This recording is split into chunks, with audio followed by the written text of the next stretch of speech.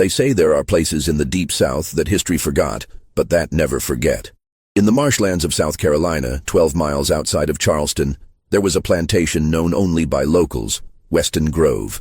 By 1891, it had been abandoned for over 30 years, its fields reclaimed by wild grass and bramble, its manor house a hollowed shell.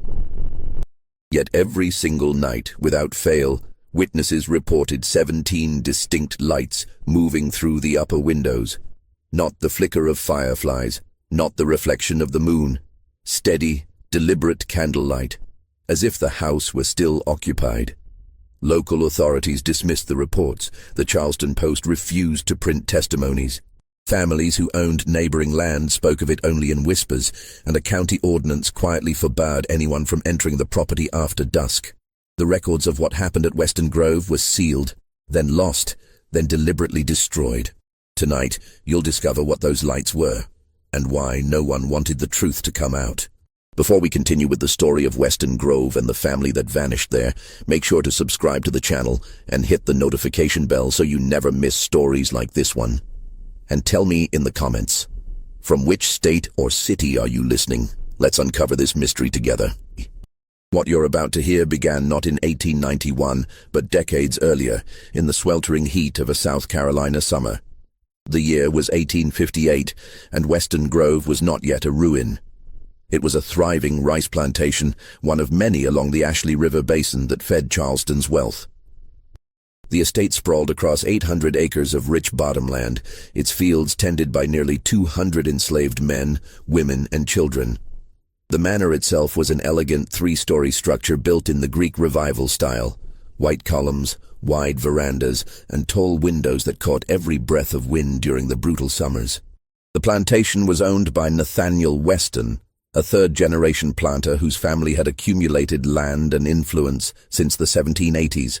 Nathaniel was 42 years old in 1858, a man of slender build and nervous energy, known in Charleston social circles for his fastidiousness and his temper.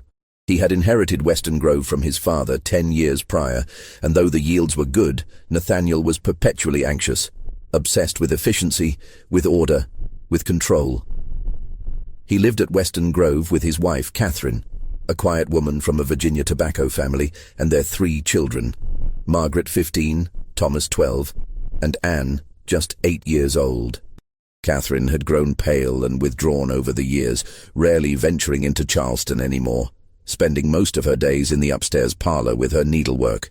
The children were educated at home by a stern tutor from Boston named Mr. Gaines, a man with wire-rimmed spectacles and a ruler he used too often. But the true engine of Weston Grove was not the Weston family. It was the labor of the enslaved, overseen by Mr. Horace Drummond, the plantation's overseer. Drummond was a thick-shouldered man from the Georgia backcountry, a man with a reputation. He had worked on plantations from Savannah to the Carolinas, and wherever he went, productivity increased. But so did the silence. Workers stopped singing in the fields. Mothers clutched their children tighter at night. Drummond never raised his voice. He didn't need to. His presence alone was enough. By the summer of 1858, there were whispers among the enslaved community at Weston Grove. Whispers about people disappearing. Not escaping north. Disappearing. A young man named Caleb, who had tried to run in May, was brought back. He was seen being taken to the overseer's house at dusk. He was never seen again. Drummond claimed he'd been sold downriver, but no bill of sale was ever recorded. Then there was Dinah, a woman in her 20s who had spoken back to Drummond in the rice fields. She too vanished one night. Again, Drummond said she'd been sold. Again, no documentation. The enslaved workers at Weston Grove began to believe that something darker was happening. There were stories, always spoken in low voices, always after Drummond had ridden out, that beneath the overseer's cottage there was a root cellar, and that the root cellar had a second door, and that the second door led somewhere no one came back from. Nathaniel Weston, for his part, saw none of this, or chose not to see it. He spent his days in his study, poring over ledgers and production reports. His rice harvests were among the best in the region. His profits were climbing. Whatever Drummond did to maintain discipline, Nathaniel did not ask. In the brutal economy of 1858 South Carolina, results were all that mattered. But Catherine noticed. She noticed the faces of the women who worked in the house, how they flinched when Drummond's name was mentioned, how they avoided his gaze when he came to speak with Nathaniel. She noticed that certain people were no longer there, and when she asked, she received only vague answers. One evening in late July, she asked Nathaniel directly, "Where is Dinah?"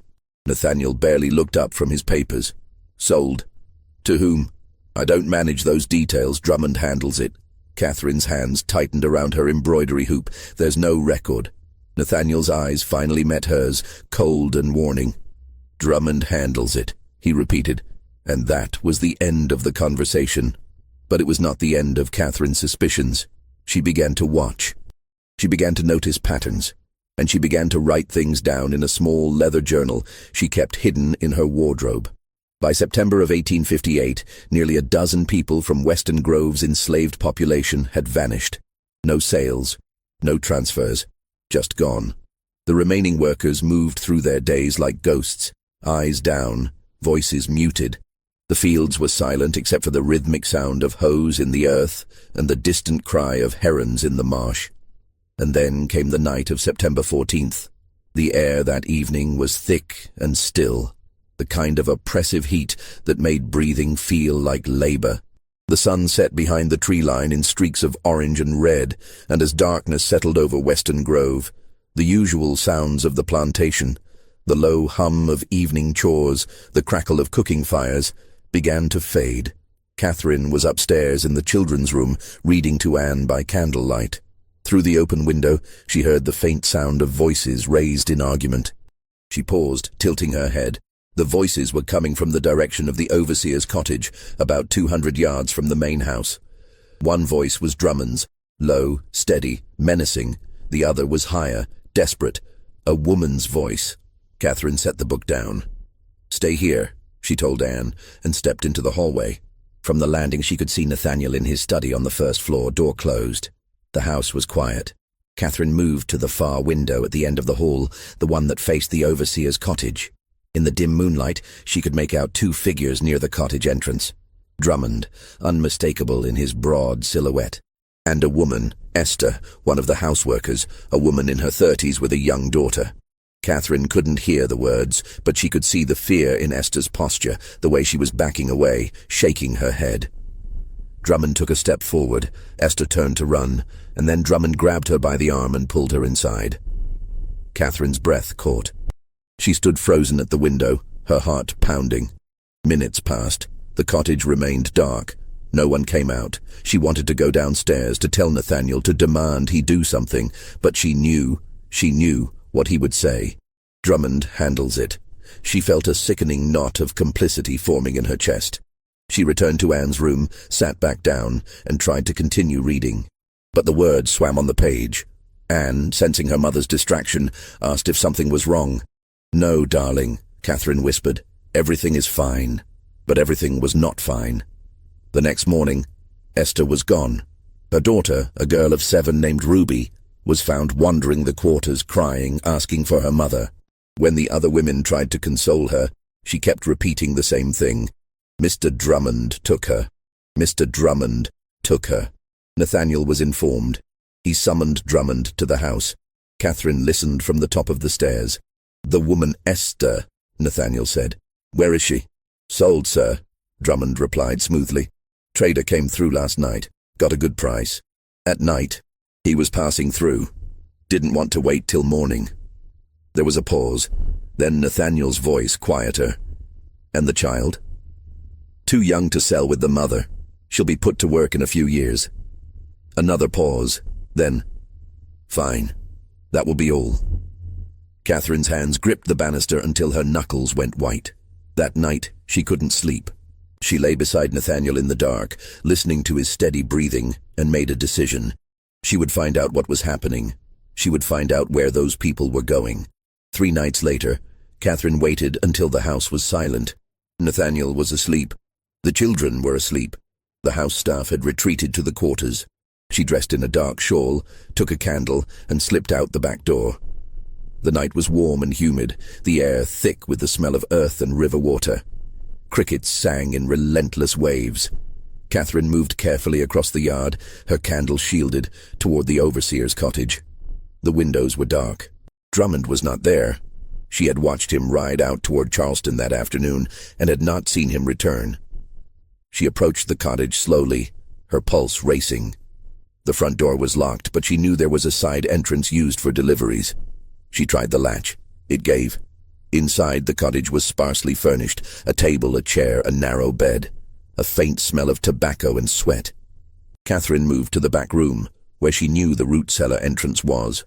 She lifted the wooden hatch in the floor. Stone steps descended into darkness. She hesitated, then started down, holding her candle before her.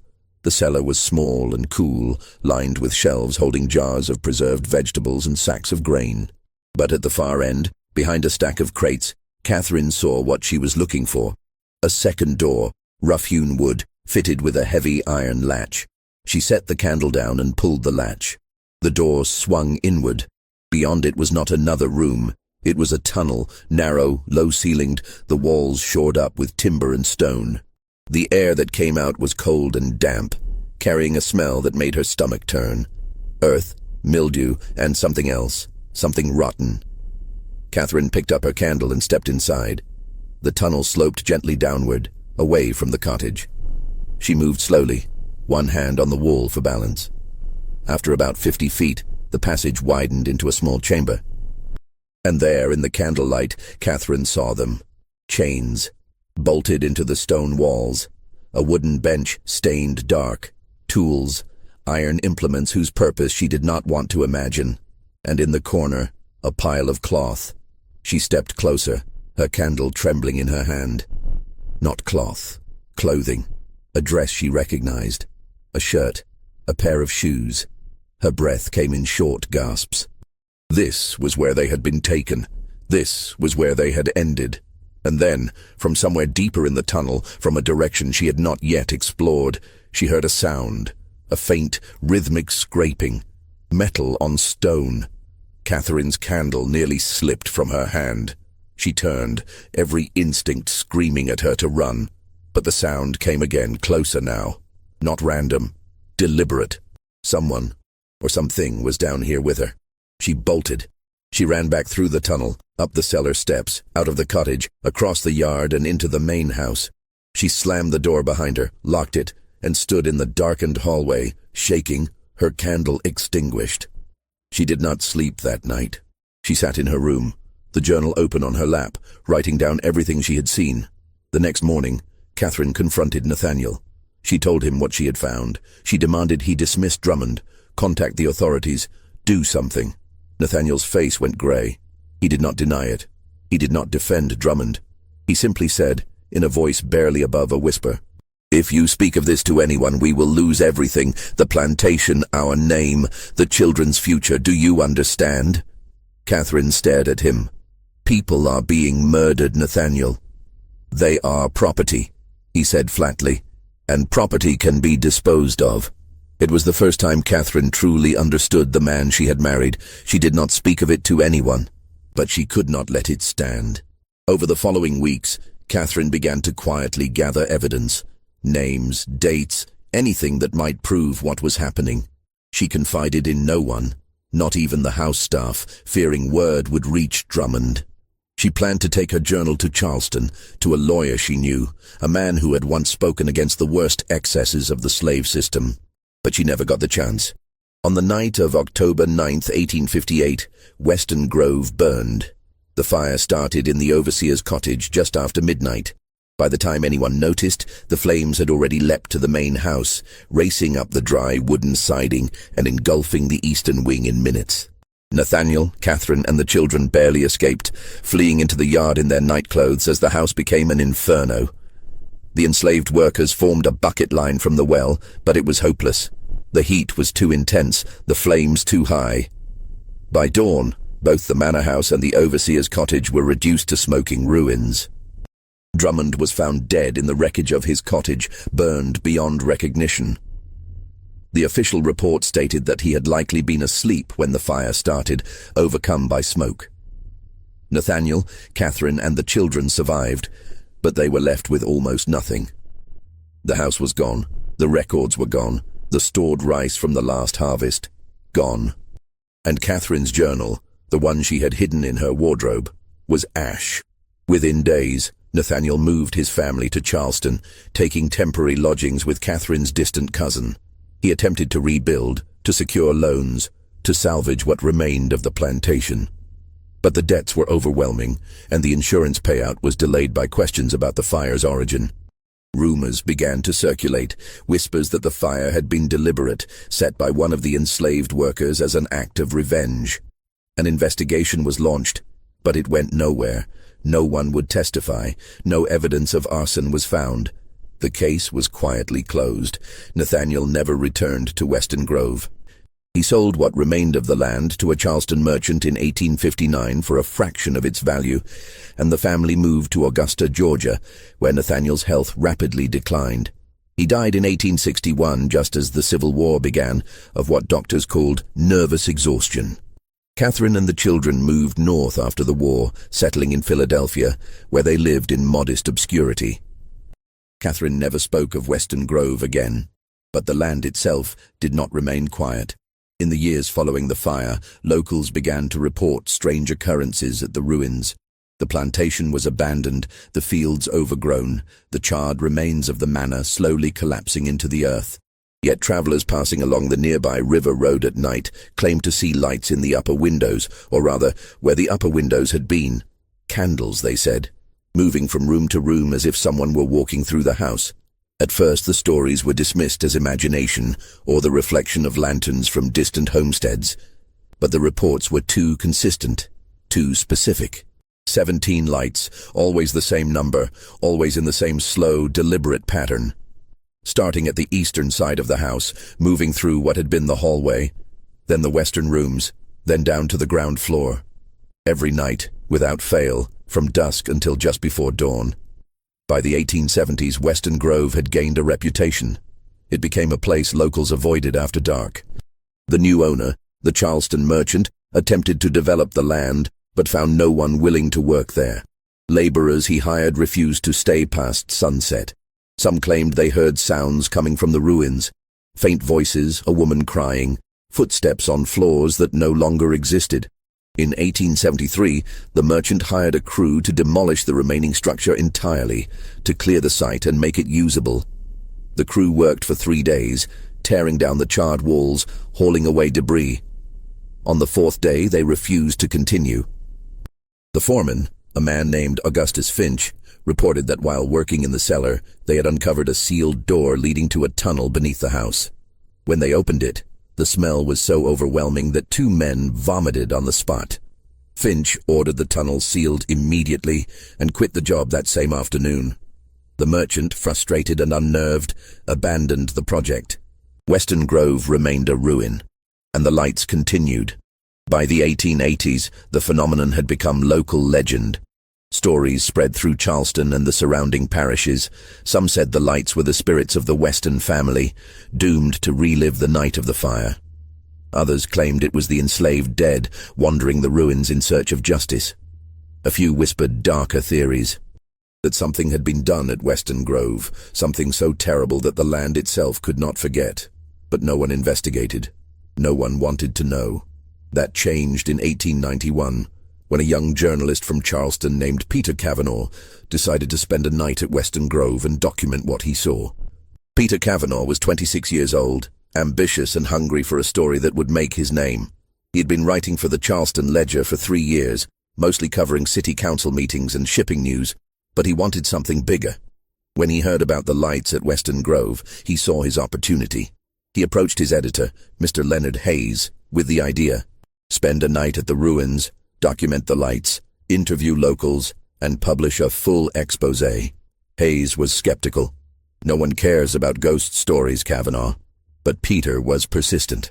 He argued that the mystery had persisted for over 30 years, that there had to be a rational explanation, and that uncovering it would be a genuine public service.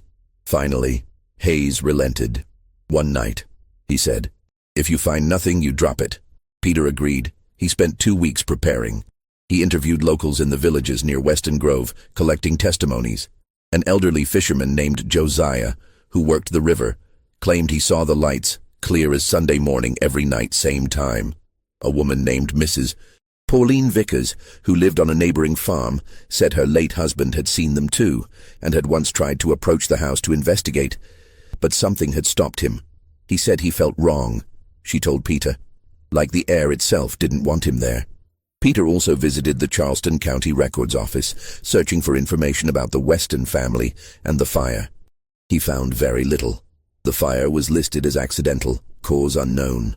Nathaniel Weston's estate sale was recorded, but there were no details about the plantation's operations, no mention of Drummond, and curiously, no record of any enslaved persons being transferred or sold from Weston Grove after the fire. It was as if they had simply ceased to exist on paper. Peter found that absence more disturbing than any ghost story.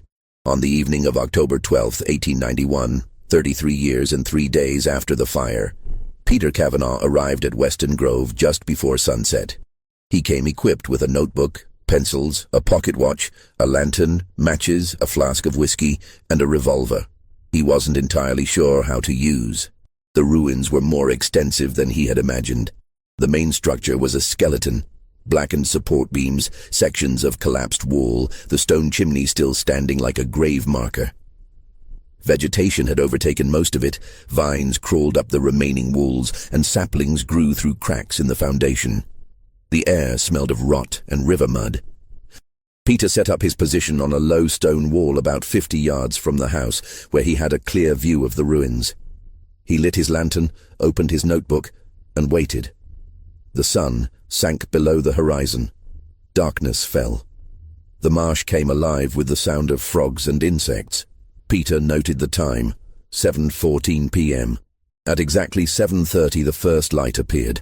It was in what would have been an upper window on the eastern side of the house. A soft, warm glow, candlelight unmistakable. Peter's hand tightened around his pencil. He wrote quickly, "First light, east wing, second floor, 7:30 p.m. 30 seconds later, a second light appeared in the next window, then a third. They moved slowly, steadily, as if someone were walking through the house carrying a candle. Peter's pulse quickened. He counted them as they appeared one by one, progressing along the upper floor.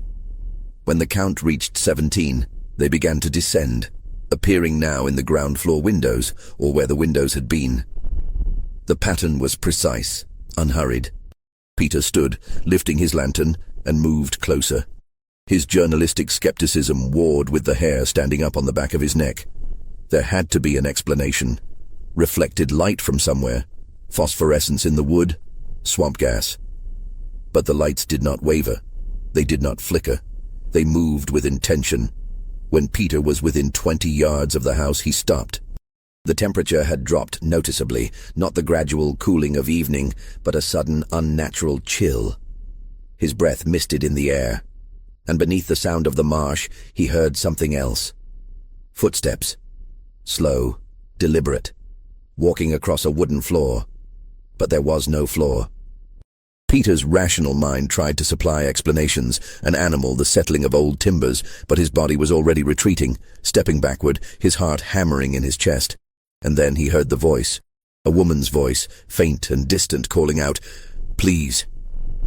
Not a howl, not a shriek, just a single word spoken with utter desperation. Peter ran. He didn't stop until he reached the road, nearly a quarter-mile away, where he collapsed against a tree, gasping. He looked back toward the ruins. The lights were still there, moving through their pattern, indifferent to his presence. He stayed on the road for the rest of the night, watching from a distance, recording every detail. The lights continued until just before dawn, then vanished as the first gray light touched the sky. Peter returned to Charleston the next morning, exhausted and shaken, but convinced he had a story. Peter's article ran in the Charleston Ledger on October 18, 1891, under the headline, "The Weston Grove Mystery, Lights, Voices, and Unanswered Questions." It was a sensation. The article detailed his experience, the testimonies of locals, and the curious gaps in the historical record. Peter stopped short of claiming anything supernatural. He framed it as an unexplained phenomenon worthy of scientific investigation.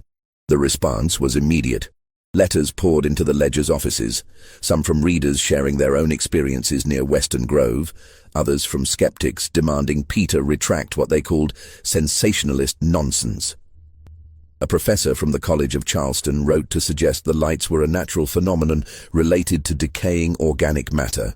A pastor from a Baptist church wrote to condemn the article as blasphemous, claiming Peter was stirring up old evils better left buried.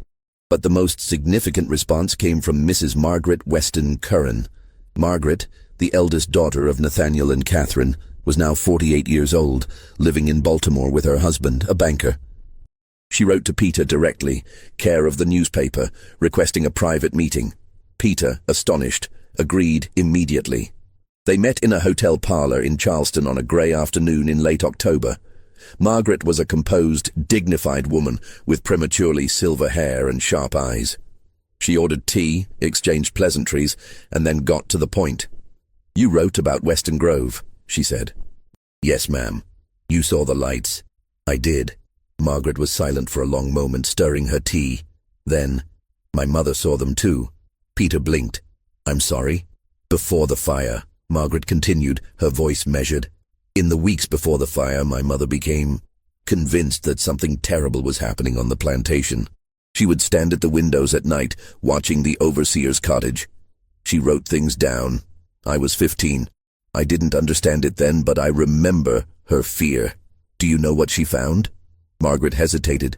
"She never told me directly, but I heard her arguing with my father. She wanted him to dismiss the overseer, a man named Drummond. My father refused. And then the fire happened. Do you think the fire was deliberate?"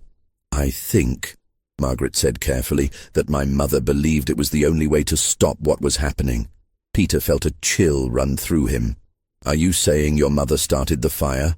"I'm saying," Margaret replied, "that she died believing she had done the right thing, and that my father died knowing he had done nothing." She reached into her handbag and withdrew a small object wrapped in cloth.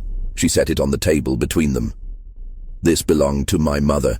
I found it among her things after she passed in 1884. Peter unwrapped it. Inside was a key, old iron, heavy. "What does it open?" "I don't know," Margaret said, "but it was the only thing she kept from Western Grove. She carried it with her for the rest of her life." Peter looked at the key, then at Margaret. "Why are you telling me this?" "Because the lights are still there," Margaret said quietly. 33 years after the fire, and they're still there. I need to know why. I need to know what my mother found."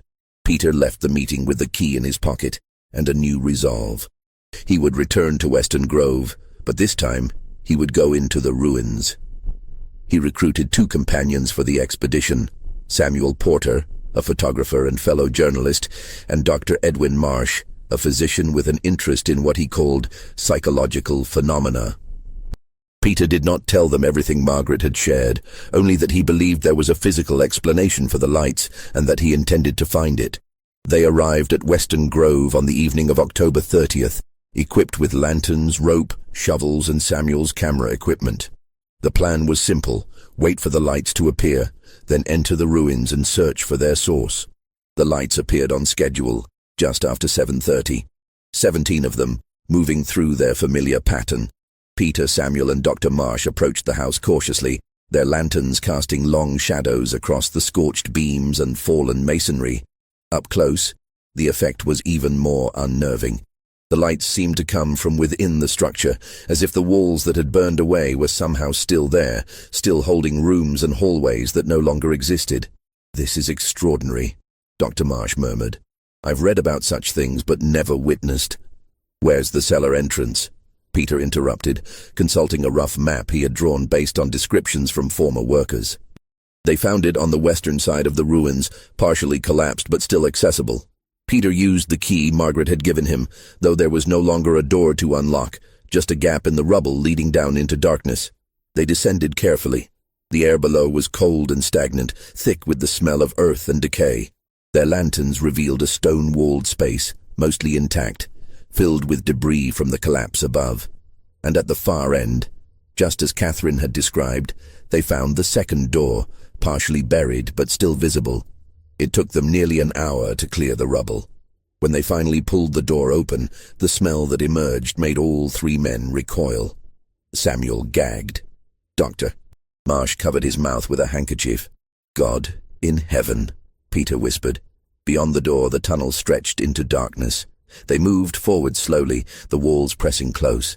After about 60 feet, they reached the chamber. It was exactly as Catherine had seen it. The chains, the bench, the tools. But there was more now. In 33 years the earth had shifted, and part of the tunnel wall had collapsed inward, revealing what had been hidden behind it. Bones. Human remains, partially buried in the earthen floor. Not one, not two, many. Dr. Marsh knelt, examining them with clinical detachment, despite the horror of the scene. "These have been here for decades," he said quietly. "Buried in quicklime, I'd guess, to accelerate decomposition. Whoever did this tried to erase evidence." "How many?" Peter asked, his voice hoarse. Marsh shook his head. "I can't say for certain without proper excavation, but at least a dozen. Possibly more." Samuel had gone pale. "We need to contact the authorities."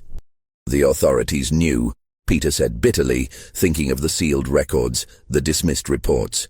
Or they chose not to know. They spent another hour documenting the scene. Samuel attempted to photograph the chamber, though the low light made it difficult. Peter took meticulous notes. Dr. Marsh carefully examined the remains, trying to determine ages, causes of death. And then, as they were preparing to leave, Peter noticed something. On the far side of the chamber, partially hidden beneath fallen earth, there was another passage, narrower than the first, leading not back toward the overseer's cottage, but in the opposite direction, toward where the main house had stood. Peter moved toward it, holding his lantern high. "Kavanaugh, we should go," Samuel said nervously. But Peter was already stepping into the passage. It was low. He had to crouch, and it angled upward, the walls rough-hewn stone and clay. After about 40 feet, it ended in a vertical shaft, lined with brick. A chimney, Peter realized, or something meant to look like one. He climbed carefully, bracing his feet against the walls, until he emerged into what had been the basement of the main house. The space above was open to the sky now, the floors having collapsed in the fire. But the foundation remained, and in the center of the foundation Peter saw something that made his blood run cold. 17 stone markers, small, uniform, arranged in a precise grid. Not gravestones. They bore no names, no dates, just smooth river stones, each about the size of a fist, placed with deliberate care. Peter stood among them, his lantern casting flickering light across the ruins, and understood. The lights were not random. They were not reflections or swamp gas or imagination. They were 17 people. 17 souls whose deaths had been hidden, whose bodies had been buried in secret, whose existence had been erased from every official record. And every night, the lights appeared in the pattern they would have walked in life, through the house, down the stairs, toward the cellar, toward the tunnel that had been their grave. Peter climbed out of the ruins, his hands shaking. He rejoined Samuel and Dr. Marsh, and together they left Western Grove as the first light of dawn touched the sky. Behind them, the lights faded, but the question remained. Who had placed those 17 stones, and when? Peter published his findings in a follow-up article on November 5, 1891. Western Grove revealed evidence of concealed deaths. This time he did not hold back.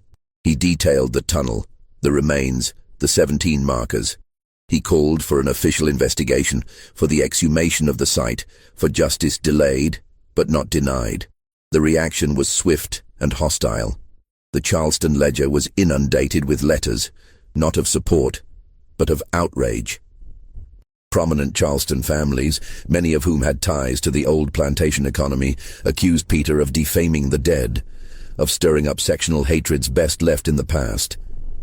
One letter, signed by a coalition of former planters, threatened legal action if Peter continued to slander the memory of respectable families. Peter's editor, Leonard Hayes, called him into his office. "You need to stop," Hayes said bluntly. "Stop. We found human remains, dozens of them. And you think anyone wants to dig that up?" Hayes shot back. "The war ended 26 years ago. Reconstruction is over. The city is trying to move forward. No one wants to be reminded of what happened on those plantations. People were murdered. Peter said, his voice rising. That doesn't just go away because it's inconvenient. Hayes sighed. I'm not saying you're wrong. I'm saying you're alone. The authorities won't touch this. The families won't cooperate. And if you keep pushing, you'll lose your job. Peter left the office furious, but he knew Hayes was right. He had no allies, no official support. The story was already being buried again, but he wasn't ready to give up. He wrote to Margaret Weston Curran, describing what he had found. Her response arrived a week later. She was horrified, but not surprised.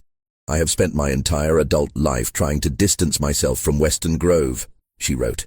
But if what you found is true, then my mother's fears were justified.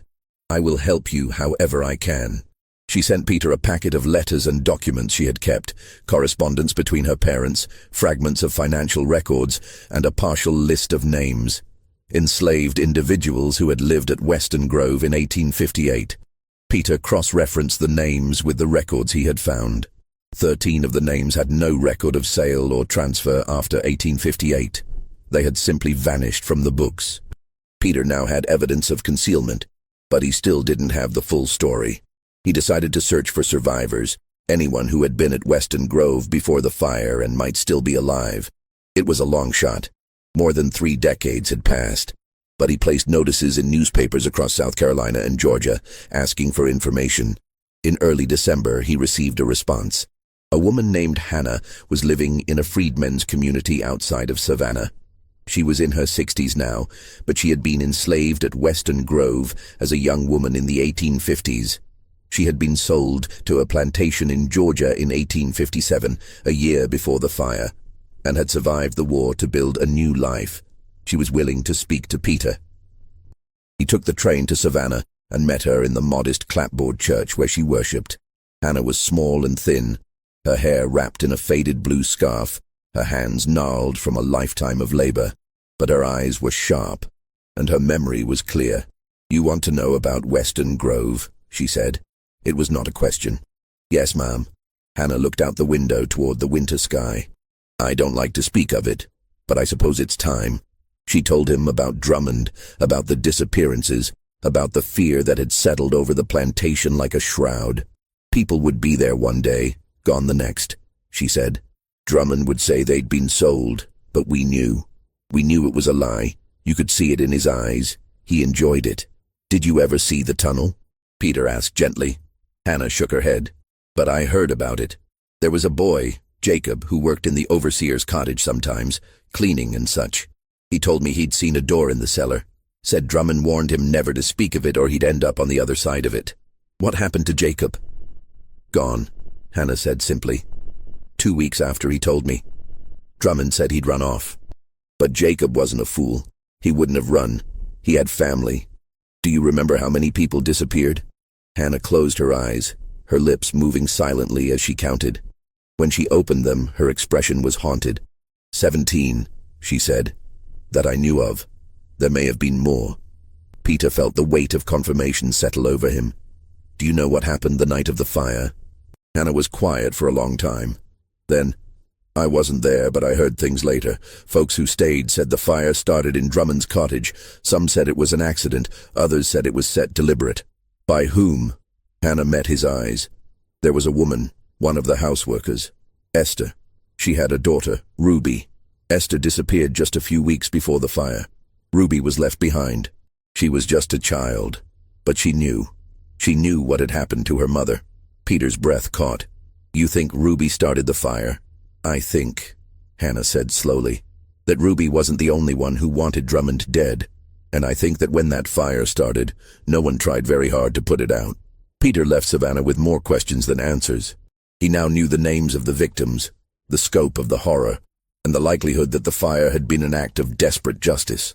But he still didn't know who had placed the 17 stones, and he didn't know why the lights appeared. He returned to Weston Grove one final time in mid-December alone. He needed to see the markers again, to understand their placement. He arrived at dusk and waited. The lights appeared, as always, at 7:30. Peter watched their pattern carefully, comparing it to the layout of the house as he understood it. The lights moved through the upper floor, what had been the family quarters, then down to the ground floor, the parlor, the dining room, then toward the back of the house, toward the cellar. Peter descended into the ruins again, following the path of the lights. He reached the foundation where the 17 stones were placed and knelt among them, his lantern illuminating their smooth surfaces. And then he noticed something he had missed before. The stones were not placed randomly. They were arranged in a specific pattern, a pattern that, when viewed from above, formed the rough outline of a room. The dimensions matched the chamber in the tunnel. The stones marked where the bodies had been laid. Someone had come here after the fire. Someone who knew, someone who had counted the dead and marked their graves. Peter's mind raced. Who would have had the knowledge, the access, the reason? Not Nathaniel, he had fled and never returned. Not Drummond, he was dead. Not the enslaved workers, most had been scattered after the fire, sold or freed into uncertainty. But Catherine. Catherine had known. Catherine had been in the tunnel before the fire. Catherine had written everything down. And Catherine had survived. Peter thought of Margaret's words. My mother died believing she had done the right thing. He thought of the key Margaret had given him, the key Catherine had carried for the rest of her life. And he understood. Peter returned to Baltimore and requested another meeting with Margaret. This time he brought everything, his notes, the photographs, Hannah's testimony, the list of names. He laid it all out before her in her sitting room. Your mother placed the stones, he said. Margaret's face was unreadable. What makes you think that? Because she was the only one who knew. She was in the tunnel before the fire. She saw what Drummond had done. And after the fire, after your family left, she came back. Margaret was silent for a long moment. Then, quietly, she did. Peter leaned forward. Tell me. Margaret rose and walked to the window, looking out at the winter street. My mother never recovered from what she saw at Weston Grove, she began. After we moved to Philadelphia, she became hollow. She barely spoke. She rarely left the house, but once a year, every year, she would disappear for a week. She told us she was visiting an old friend in Virginia. I didn't question it. I was young, and I had my own life. But she wasn't going to Virginia. No. Margaret turned back to Peter. After she died, I found letters in her belongings, train tickets, receipts from a boarding house in Charleston.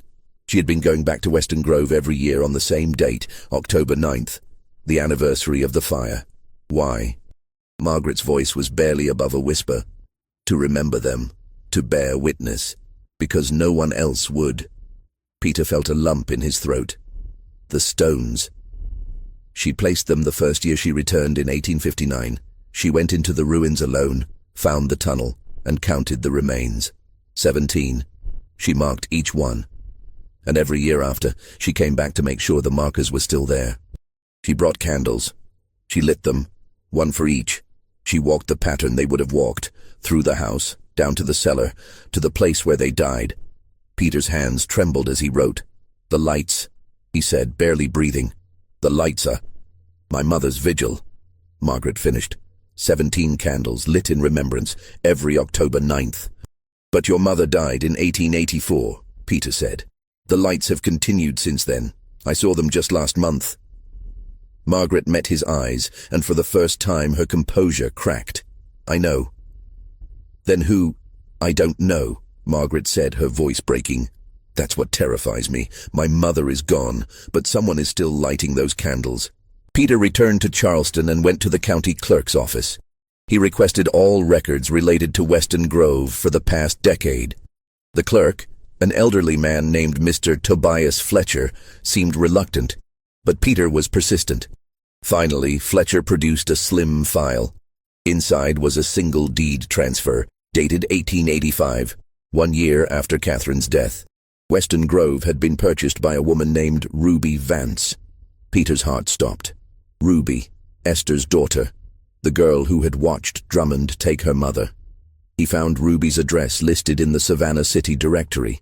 She was living in a small house on the outskirts of the city, working as a seamstress. Peter took the train south once more. Ruby answered the door herself. She was in her early 40s, a tall, quiet woman with careful eyes. When Peter introduced himself and mentioned Weston Grove, she did not look surprised. I've been expecting someone, she said. Come in. They sat in her modest parlor. Ruby served coffee. Peter explained everything. His investigation, his meeting with Margaret, the 17 stones, the lights. Ruby listened without interruption. When he finished, she said simply, "Mrs. Weston came to find me in 1859. Peter blinked. "Catherine?" "Yes. She found me in Charleston, where I'd been placed with a new household after the fire. She told me what she had discovered. She told me about my mother, and she told me she intended to remember." "She brought you to Weston Grove?" Ruby nodded. "Just once, that first year. She showed me the tunnel, the stones. She said she would come back every year to light candles, and that when I was free, if I chose, I could continue." "And you did?" "Yes." Ruby's voice was steady, but her hands tightened around her cup. "I bought the land in 1885 with money I had saved. It took me years. But I wanted to make sure no one could build there, could disturb them, and I wanted to keep Mrs. Weston's vigil. Every year, every night." Peter stared at her. "Every night?" Ruby met his eyes.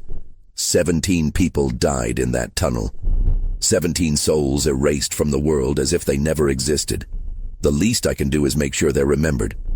So yes, every night I travel from Savannah. I light 17 candles. I walk the path they would have walked, and I sit with them until dawn." Peter struggled to find words. "But the lights appear at the same time every evening. You can't be there every single night." Ruby's expression didn't change. "I've hired others, freedmen and women who knew what was done, who wanted to help. We take turns. There is always someone there. There will always be someone there." Peter felt a profound sense of awe and sorrow. "The authorities, they must know by now." "They do," Ruby said quietly. "I wrote to the county sheriff in 1886, explaining what I'd found, requesting a formal investigation. He never responded. I wrote to the governor, no response. I went to a lawyer. He told me that even if everything I said was true, no charges could be brought because Drummond was dead, and Nathaniel Weston was dead, and there were no witnesses willing to testify. So you continued the vigil. It's all I can do." Peter sat back, his mind reeling. "I'm going to publish this," he said. "All of it. The truth." Ruby's smile was sad. "You can try." Peter's final article, "The Truth of Weston Grove, a Monument to the Forgotten," was submitted to the Charleston Ledger on December 20th, 1891. It detailed everything: the tunnel, the remains, Catherine's vigil, Ruby's continuation of it. It named names, cited evidence, and called for a formal exhumation and investigation. Leonard Hayes refused to print it. "I'm sorry, Peter," Hayes said, "but this will destroy the paper. We'll be sued into oblivion. No one wants this story." Peter tried other newspapers in Charleston, then Columbia, then Atlanta. All refused. Finally, a small abolitionist newsletter based in Boston agreed to publish it, but their circulation was minimal, their influence negligible. The story appeared, was read by a few hundred people, and then faded into obscurity. No official investigation was ever launched. The remains at Weston Grove were never exhumed. The tunnel was never formally documented. The 17 stones remained in place, unmarked and unacknowledged. Peter Cavanaugh left journalism in 1892, disillusioned and exhausted.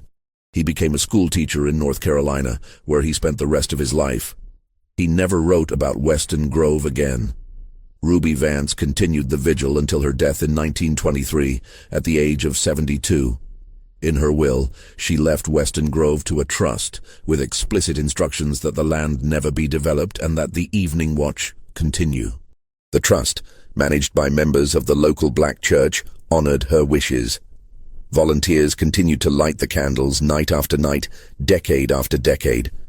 By the 1930s, the phenomenon had become part of local folklore, stripped of its true history. Tourists would sometimes drive out to see the ghost lights of Weston Grove, unaware of what they really were. During World War II, the vigil was briefly interrupted due to blackout regulations and fuel shortages, but it resumed in 1946. In the 1960s, during the height of the civil rights movement, a group of activists from Charleston attempted to turn Weston Grove into a memorial site.